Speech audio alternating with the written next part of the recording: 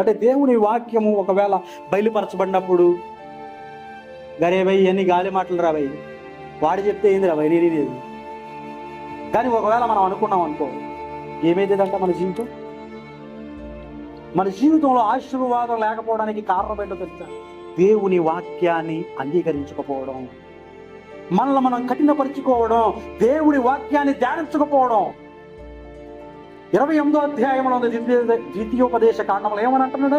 నీవు నా వాక్యమును విని గైకొని ఎడల నువ్వు సమస్త జనముల కంటే అత్యధికముగా నిన్ను దీవిస్తాను. ఆమె నాలుగా నీ పొరుగింటి వాడు కొన్న కారును చూసో, ఆడు కొన్న బంగళాను చూసో కాదు, అత్యధికముగా నిన్ను ఆత్మీయకముగాను శరీరకముగాను 2 విధాలుగా నువ్వు దీవింపడాలి. ఏం చేయాలా? ఆయన వాక్యాన్ని కైకొనాలా, ఆయన వాక్యాన్ని అవలంబించాలా. అప్పుడే మనము ఫలించబడతాం. కాబట్టి ఈరోజు ఆయన వాక్యం మన హృదయంలో లేకపోతే మనం ఏమైపోతాం? తప్పిపోతాం. ఆయన వాక్యం మన హృదయంలో లేకపోతే ఏమైపోతాం? లోకంలో జారిపోతాం. కాబట్టి ఆయన వాక్యము ఉంటేనే మనం వెలిగింపబడతాం.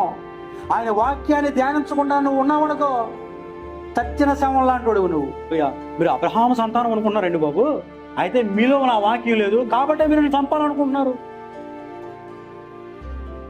ఇప్పుడు వాక్యం ఎవరి దగ్గర అయితే లేదో, వాక్యం ప్రతిరోజు ఎవడైతే చదవడో, వాక్యాన్ని అసలు ఎవడు పట్టించుకోకుండా ఉన్నాడో, వాడు ఏం చేస్తాడంటే ఇప్పుడు క్రీస్తుని చంపేస్తాడా?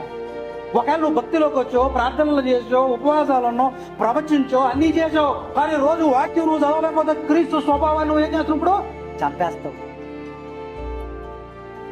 నువ్వు అన్ని బాగా చేస్తున్నావు, కానీ దేవుని వాక్యము నీలో లేకపోతే, దేవుని గ్రంథాన్ని ప్రతిరోజు నువ్వు ధ్యానించకపోతే క్రీస్తు స్వభావాన్ని నువ్వు చంపేస్తావు. క్రీస్తు కలిగిన ప్రేమ నిలబడదు. కోపాన్ని ప్రదర్శిస్తావు, దయను ప్రదర్శించవు, ఆవేశాన్ని ప్రదర్శిస్తావు. ఎందుకో తెలుసా? దేవుని వాక్యం నీళ్ళు లేదు. ఇస్కరియోతు యోధ యేసు ప్రభు దగ్గర 3.5 సంవత్సరాలు ఆయన వాక్యాలు విన్నాడు. ప్రతిరోజు ఆయన బోధలు అన్నాడు. ఏం బోధలు అయ్యి అని అందరూ అనేక మంది మెచ్చుకుంటా ఉంటే ఆయన సంచించుకుని తిరుగుతూ ఉన్నాడు. ఆయన వెనకాల ఆయనకి ఏం కావాలా? వాక్యం కాదు, డబ్బు. కాబట్టి ఆయన ఏం చేస్తున్నాడు? ఇప్పుడు ఆయనలో వాక్యం లేదు, ఆయన చెవుల్లోనే వాక్యం ఉంది. ఆయన చుట్టూ వాక్యం తిరుగుతుంది, హృదయంలో వాక్యం లేదు. ఆయన వాక్యాన్ని గ్రహించలేకపోతున్నాడు, డైజెస్ట్ చేసుకోలేకపోతున్నాడు. అందుకని ఏం చేశాడు? పైసలు అమ్మేసిండు.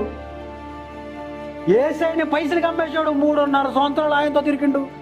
ఆయన అద్భుతాలు చూసిండు, ఆశ్చర్యకార్యాలు చూసిండు, కానీ మారి మనసు పొందలే. వాక్యాన్ని ధ్యానించకపోతే ఇస్కరియోతు అయిపోతాం మన జీవితం.